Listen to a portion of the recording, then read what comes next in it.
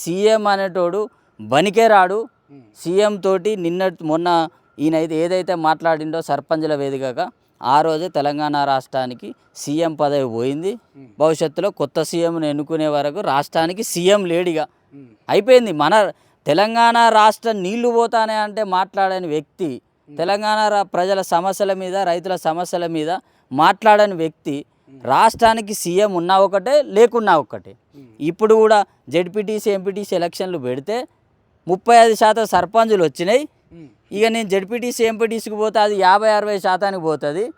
వాస్తవంగా ఉమ్మడి ఆంధ్రప్రదేశ్ నుంచి నాకు అవగాహన ఉన్న మేరకు నేను చెప్తానా, ప్రతిపక్షానికి 35% సర్పంచ్ స్థానాలు వచ్చిన దాఖలాలు అయితే లేవు.